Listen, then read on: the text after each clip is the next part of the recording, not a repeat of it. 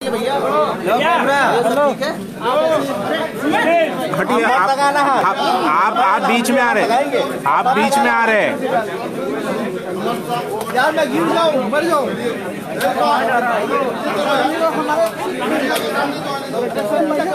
हाँ दो मिनट आवाज आ रही है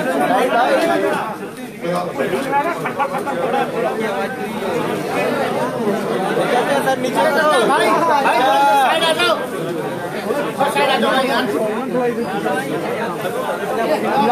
इमरान भाई ठीक है। इमरान भाई आगे करो थोड़ा सा। क्या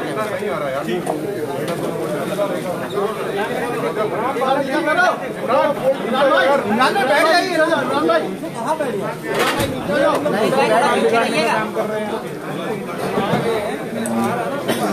बस हो गया। अच्छा लगता है। ये थोड़ा साइड हो जाइए अपने फोटोग्राफर भाई। भैया जैकेट भाई जैकेट दिया। अरे जैकेट भाई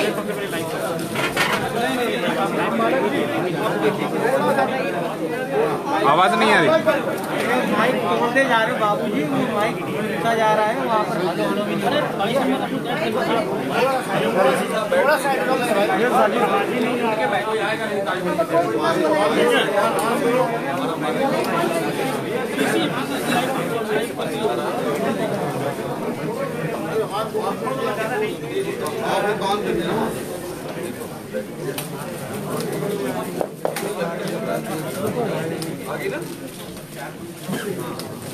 आ गया ना। भैया क्या कर रहे हो आप? एकदम हाँ दे दिया लेकिन रिकॉर्ड नहीं कर रहे। माइक माइक की व्यवस्था करिए सर। लगवा लो पास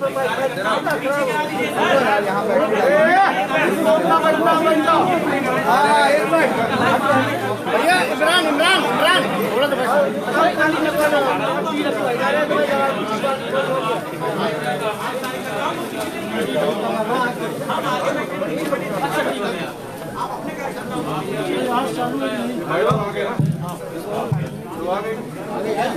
आप तमाम का मैंने शुक्रिया कि आपने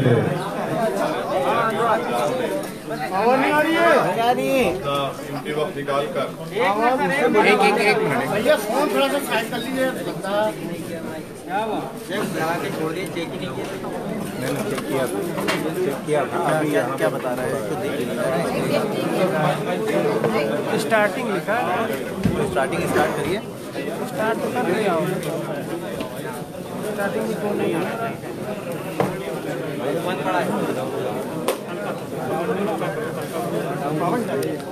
जाइए देखिए उधर जाके यार माइक उधर से पावर लगाइए।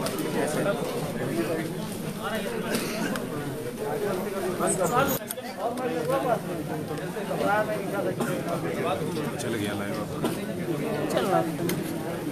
स्टार्टिंग आपका नेटवर्क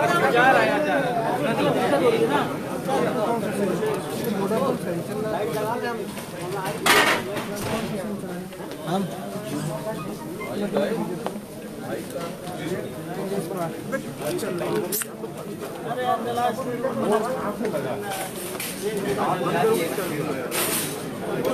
भाई थोड़ा फोन थोड़ा साइड कर भैया। थोड़ा छोड़ा दिए। क्या चीज क्या होगा? थोड़ा साइड आवाज नहीं आ रही क्या? फोटो वाले से भाई ऐसे ही बोल देते हैं। यार माइक आगे में आगे लगा दी ना। स्पीकर आवाज नहीं आएगी। माइक यहाँ लगे हैं सर। माइक का आप तक पहुँचना बहुत आवश्यक है ताकि आवाज क्लियर हो। 2 मिनट का कैमरे लगे फिर टीवी पे नहीं आएगा जब तक ऑडियंस माइक रखो। माइक को रख दीजिए। अरे वो नहीं हो पाएगा, नहीं हाँ मैं माइक वहीं रखवा दूँ। माइक उठाइए माइक वहाँ रखेंगे तो फिर सारा हिल जाएगा सिस्टम।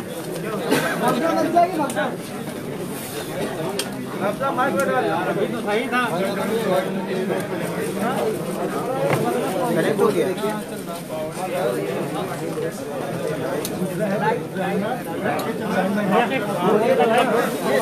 माइक किसके पास है?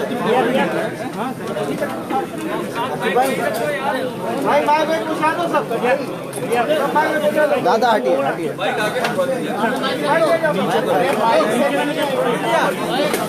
ये सारे लोग यहाँ खड़े आ गए। अरे रखो।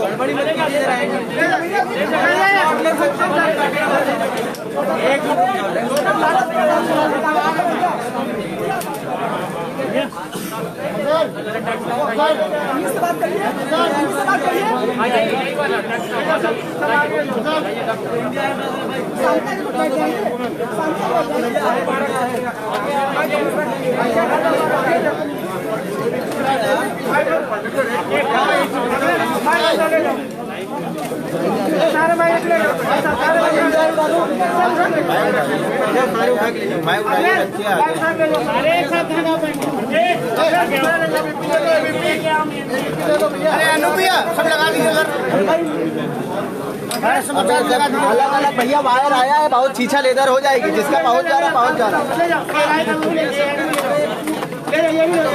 भैया तार छोड़ो भाई, ये स्टैंड सब लगा दीजिए, सब लोग लगा दीजिए। ठीक है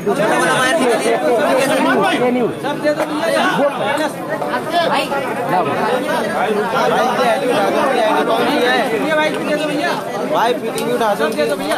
अरे भैया लो बाहर जाएगा यार। आगे बढ़ो भाई, थोड़ा आगे बढ़ो, थोड़ा आगे बढ़ो। एक ना उठ जाओ भैया, हटाओगे? अरे एक मिनट, अरे आगे आओ, तुम आगे आओ भैया थोड़ा। हमने बोला था पहले ही। अरे आईटी सुनो भैया, इंडिया आइट वाला उठा दो।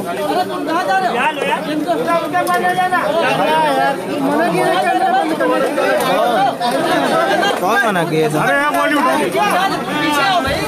एक सेकंड रुको भाई, आईटी छोटू पड़ रही। हाँ ठीक है, तुम करो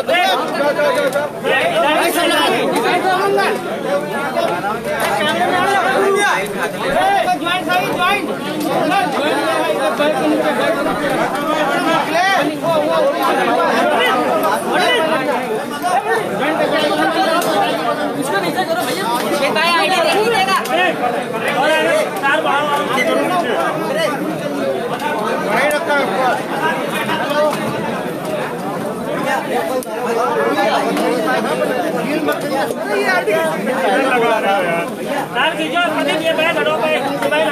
भैया ठीक है भैया।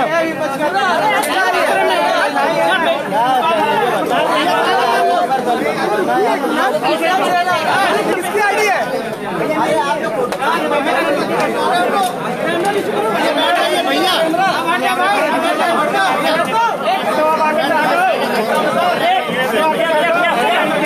नीचे करो,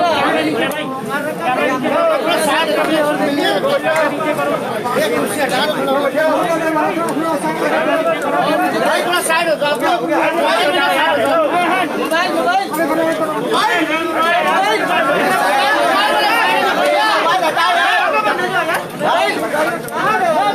भैया आगे हट जाओ, आगे हट जाओ। वो उनको भी बोलो, उनको बोलो नीचे होने के लिए। भैया हट जाओ।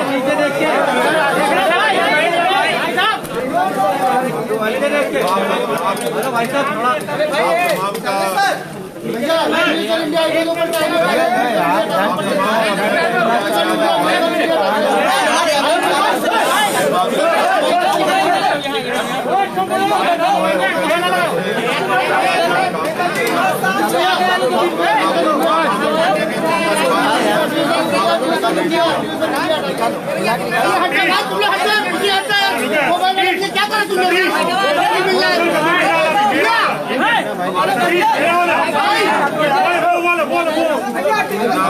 के सामने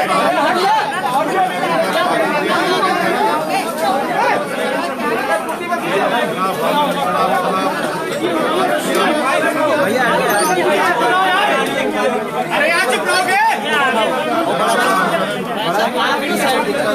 हम लोग जाएंगे आगे। वैसे आप कुछ नहीं समझ में आ रहा सर,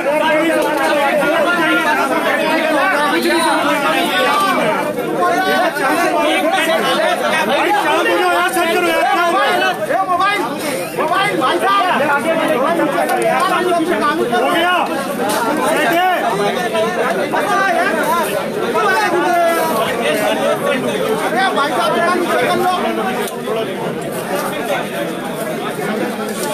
भैया सुन लेने दो। अरे भाई ना फोटोग्राफर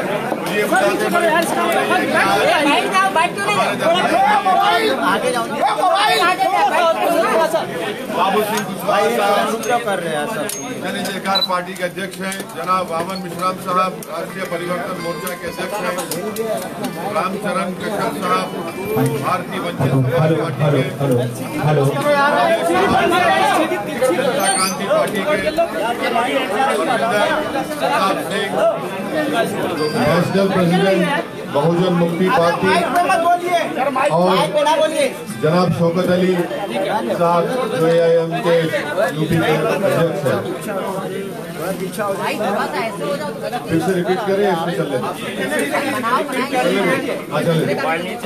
तो हम तमाम ने मिलकर ये फैसला किया है कि हम लोग उत्तर प्रदेश के आने वाले विधानसभा में हम सब लोग मिलकर चुनाव में हिस्सा लेंगे और तकरीबन 95% सीट्स पर जहां पर हमारे कैंडिडेट होंगे, किस पार्टी के होंगे, वो तय हो चुका है।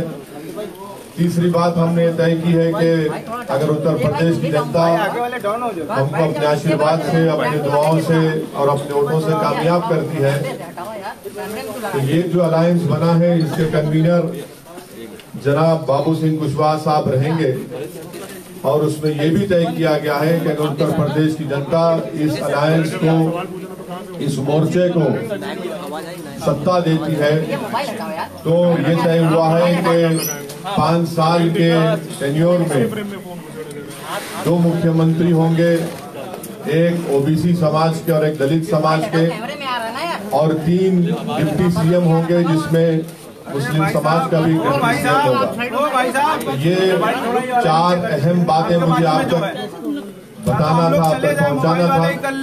अब मैं माइक देता हूं जनाब बाबू सिंह कुशवाहा साहब को, मैं माइक देता हूं जनाब श्री वामन मिश्राम साहब को जो राष्ट्रीय परिवर्तन मोर्चा के अध्यक्ष हैं। वो आपसे बात करेंगे।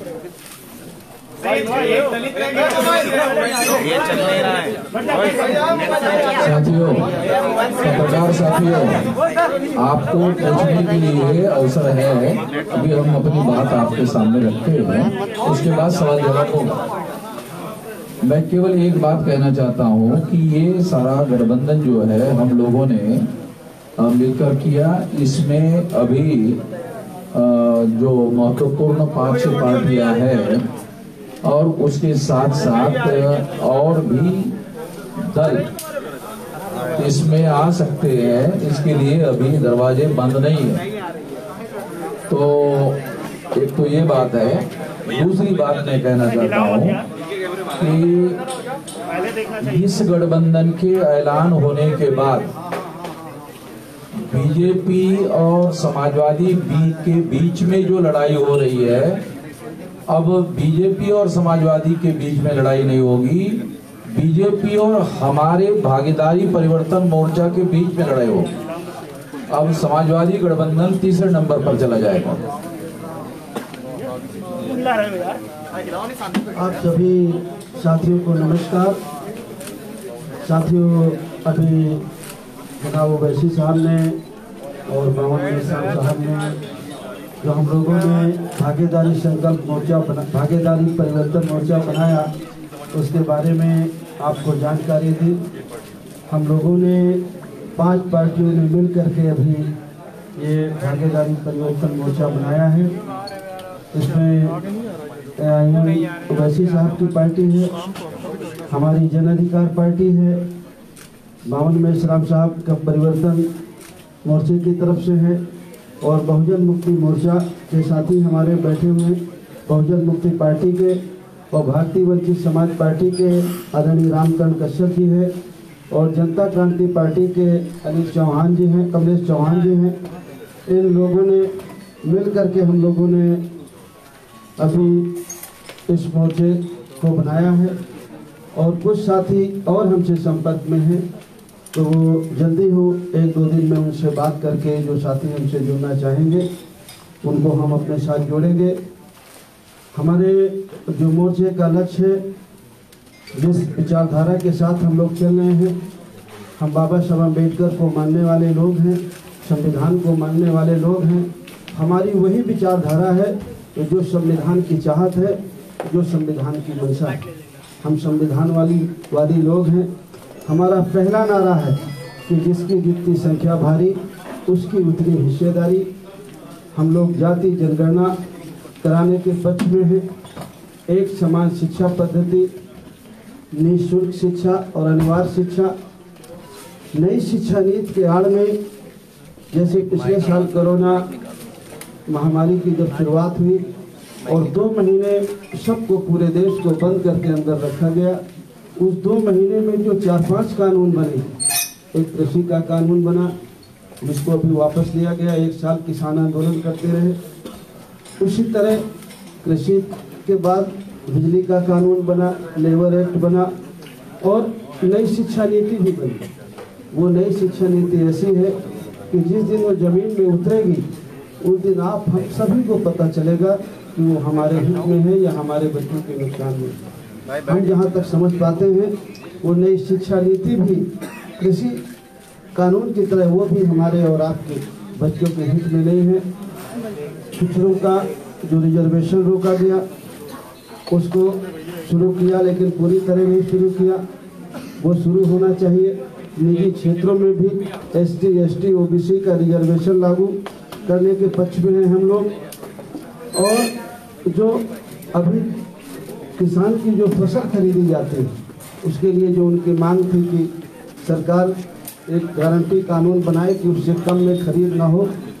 हम चाहते हैं कि अगर इस देश प्रदेश की महान जनता हम लोग उत्तर प्रदेश में भागीदारी परिवर्तन मोर्चा को अगर अपना सहयोग और पक्ष देती है तो हमें चाहेंगे कि उनकी उपज का सही मूल्य मिले, अच्छा मूल्य मिले, मूल्य की उनकी गारंटी दी जाए।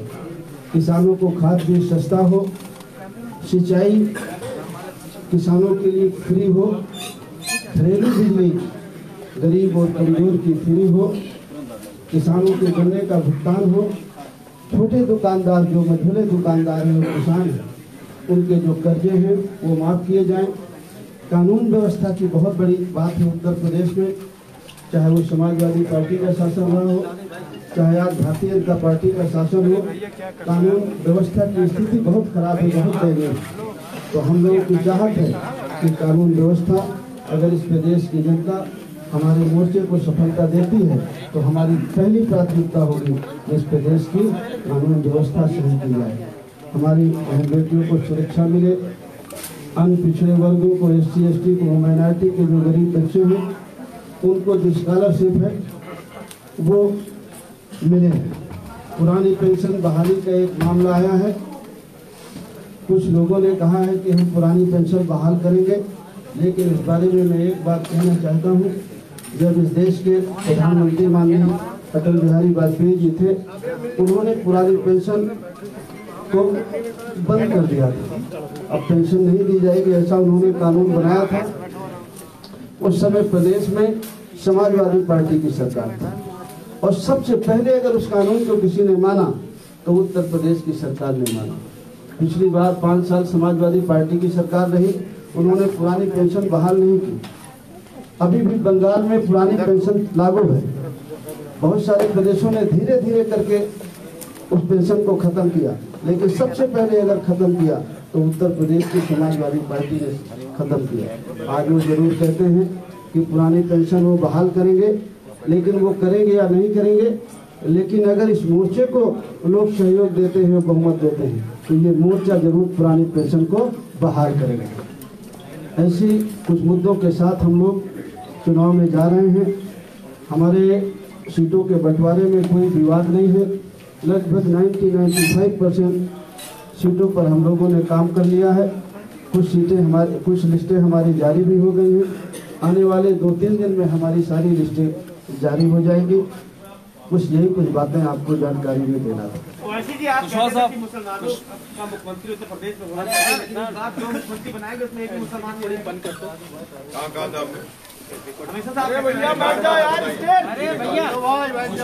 हमने कहा था हिस्सेदारी की लड़ाई है और हमारे राष्ट्रीय स्पोक्सपर्सन आसिम खान साहब ने नीचे बैठकर भी किया जा सकता है, डिप्टी सीएम दूसरों का काम मत बिगाड़िए। होना चाहिए, वही कंटेस्टेंट की हम लोग कह रहे हैं।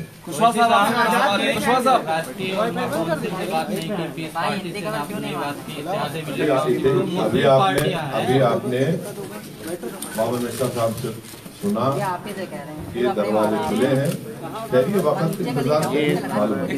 अन्य पार्टियां आ रही है, उसमें वीआईपी भी आपके साथ ही है सर?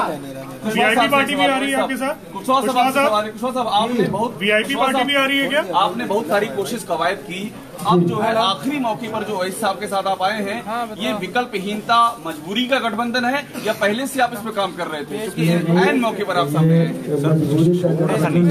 थोड़ा सा जिस विचारधारा के हम लोग पिछले 4 महीने से पिछड़ा दलित अल्पसंख्यक भाईचारा बनाओ सम्मेलन पूरे प्रदेश में कर रहे हैं। आपको अच्छी तरह से जानकारी होगी, आप लोगों ने हमें दिखाया हो या न दिखाया हो, लेकिन प्रदेश में अगर सबसे ज्यादा कार्यक्रम किसी पार्टी ने किए हैं तो जन अधिकार पार्टी ने किए। और हम सब लोगों ने एक दूसरे से सहयोग लेकर के पूरे प्रदेश में 4 महीने से, चतुर्मासा में भी हम लोग नहीं बैठे, पिछड़ा दलित अल्पसंख्यक भाईचारा बनाओ सम्मेलन हम लोग कर रहे हैं। और जो हम कर रहे हैं, जिस विचार के आदमी हैं वो आपके सामने हम देख रहे हैं। देख लीजिए, पिछड़ा भी है, दलित भी है, अल्पसंख्यक भी है। इसमें से मुख्यमंत्री का चेहरा कौन होगा? क्योंकि भाजपा में तो सीएम योगी आदित्यनाथ है, सपा और आरएलडी के गठबंधन में अखिलेश यादव है, आपके गठबंधन में कौन मुख्यमंत्री का चेहरा है? देखिए, अब हमारे गठबंधन में अभी तो मुझे आप लोगों ने कहा है कि मैं संयोजक हूँ, बाकी अब आप लोग से पूछ लीजिए। अभी आप लोगों के सामने हम लोगों ने सलाह मशवरा करके घोषित करने के लिए ओवैसी साहब को कहा था और ओवैसी साहब ने घोषित किया कि इस गठबंधन के 2 मुख्यमंत्री 5 साल के टेन्योर में होंगे। एक पिछड़े वर्ग का होगा जो हमारे सामने बाबू सिंह जी है, और एक दलित का होगा, यानी शेड्यूल कास्ट का होगा, उसका चेहरा घोषित किया जाएगा। और 3 डिप्टी सीएम होंगे, उसमें डिप्टी सीएम एक मुस्लिम होगा। बाकी 2 लोगों के नाम जो है वो 2-3 दिन के अंदर घोषित किए जाएंगे। लगातार मुस्लिम रिप्रेजेंटेशन की बात करते हैं, तो मुस्लिम सीएम क्यों नहीं होगा? 2 मिनट सवाल ले लीजिए। फिर उसके बाद में अभी और भी कई लोग हैं, जैसे भागीदारी मोर्चा बना था, आप लोगों को मालूम है, भागीदारी मोर्चा बनाया था, ओम प्रकाश जी ने बनाया था। मतलब वो तो बाबू सिंह जी भी उसमें थे, मगर सामने चेहरा जो था वो इनका था। वो जो है वो केवल वो चले गए, बाकी सारे भागीदारी मोर्चा के लोग इसी में शामिल हैं। इसके अलावा अभी और माइनॉरिटी के हो या और बैकवर्ड क्लासेस के तमाम छोटे मध्यम प्रादेशिक स्तर के दल है जो इसमें शामिल किए जा सकते हैं आने वाले समय। वैसे साहब आपसे सवाल है,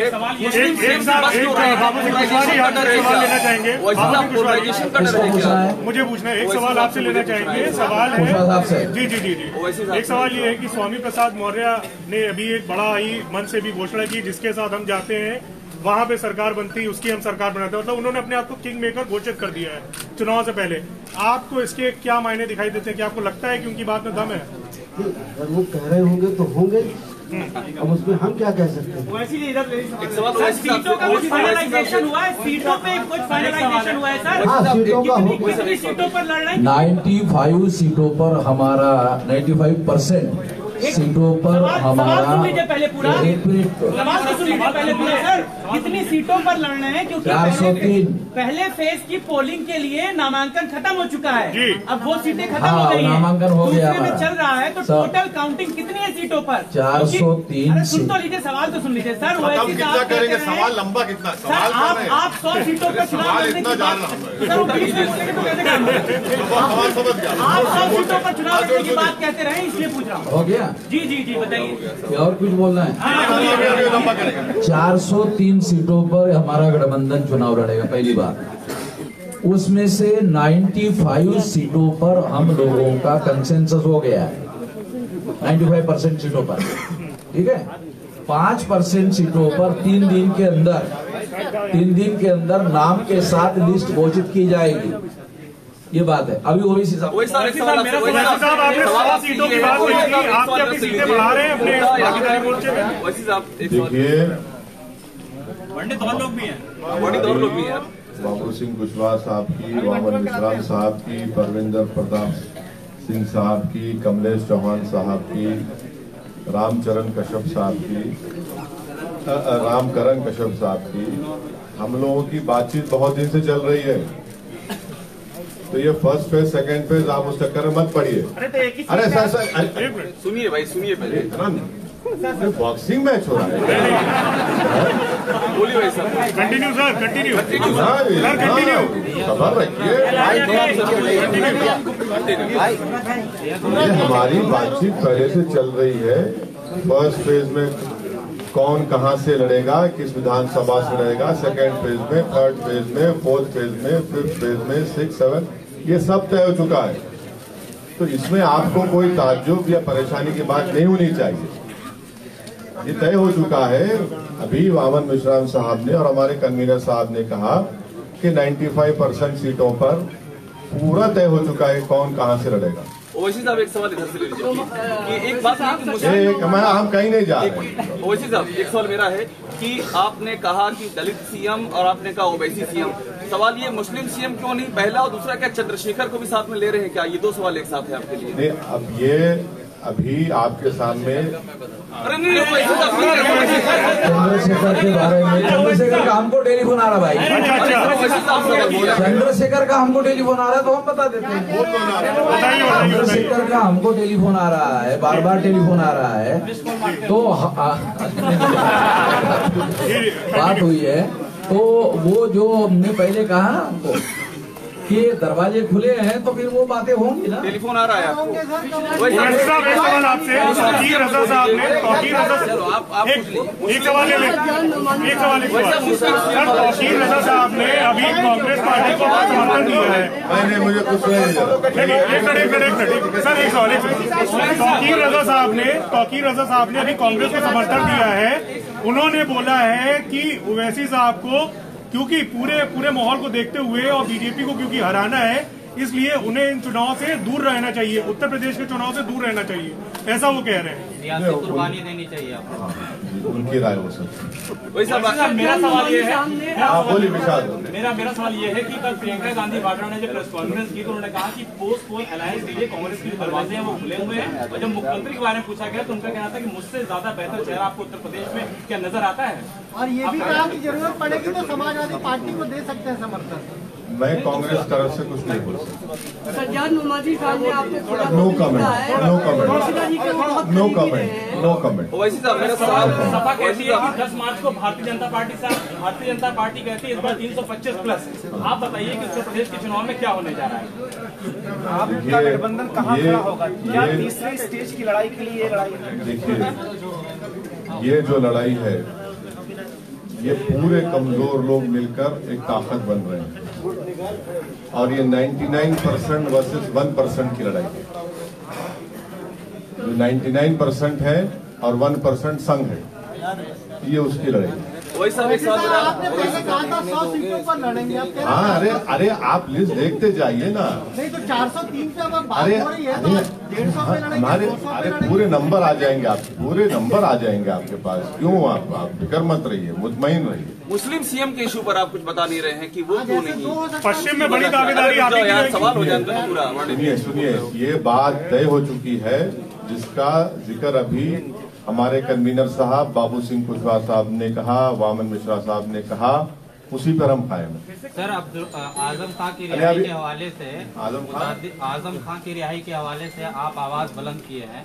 अब्दुल्ला आजम ने कहा है कि अगर हमारे सच्चे हमदर्द हैं तो उनको उनकी वजह से जो सियासी नुकसान हो रहा है उस पे देखना चाहिए। तो उनको अपना नुकसान किससे हुआ वो पहले समझ लें, उनको किससे नुकसान हुआ वो उस बात को समझ लें। कोई ऐसी सीटें हैं जिसमें बाबू सिंह कुशवाहा की पार्टी और ना, नो, नहीं है, बिल्कुल नहीं है, सब क्लियर है। लेकिन पश्चिमी उत्तर प्रदेश में आरएलडी और सपा के ऐसे कैंडिडेट्स हैं जो कि सपा के भी नामांकन हो रहा है और आरएलडी का भी नामांकन हो रहा है। क्या सिर्फ पटोल की शुरुआत नहीं हो गई है? अच्छी बात है ना, मुबारक हो उनको, मुबारक हो। बल्कि उनका हसनपुर का जो कैंडिडेट है माशाल्लाह से वो तो आरएसएस के हैं और उनकी फोटो भी आई है। और माशाल्लाह से जो लोनी के आरएलडी के कैंडिडेट हैं उनके ताल्लुक से कहा गया कि दिल्ली के नॉर्थ ईस्ट के राइट्स में भी उनका जिक्र खैर आ रहा है, वो बता दें वो भी। तो अब ये तो ऐसा है, तो ये ठीक है, आ रहा है सामने, देखिए। बाबू सिंह कुशवाहा जी आपके पुराने साथी ओम प्रकाश राठौर कह रहे हैं कि उनकी पार्टी का नाम है जन अधिकार, लेकिन कोई उनका वो है नहीं इस समय, चाहे 403 पे लड़े कोई फर्क नहीं पड़ेगा। कोई बात नहीं, कह सकते हैं बड़े नेता हैं, हमें उनकी बात पर कुछ नहीं। बड़े नेता का डिफिनेशन इसमें क्या है कुशवाहा साहब? कुछ आप रहस्यमय चीज बता रहे हैं। कितने बड़े नेता हैं? देखिए और तो मैं सबसे बात करता हूँ, लेकिन अभिषेक जी से मैं बहुत डरता हूँ। मैं आप सबके बीच में कह रहा हूँ, अभी ये मुझे थोड़ी देर पहले पा गए थे तो मैं दौड़ के भागा, तब भी ये मुझे पकड़ लेंगे। तो देखिए, अपने अपने आदमी के, हर आदमी के अपने दावे हैं, हर पार्टी के अपने दावे हैं, बीजेपी गठबंधन के अपने दावे हैं, बीएसपी के अपने दावे हैं, कांग्रेस के अपने दावे हैं, समाजवादी गठबंधन के अपने दावे हैं। सब अपने अपने कुछ भरोसे में, कुछ उनको जानकारी होगी तो कह रहे हैं। हम भी भरोसे के साथ कह रहे हैं कि हम भी पूरी मजबूती के साथ लड़ेंगे और किसी से कम नहीं लड़ेंगे और किसी से कम जीतेंगे।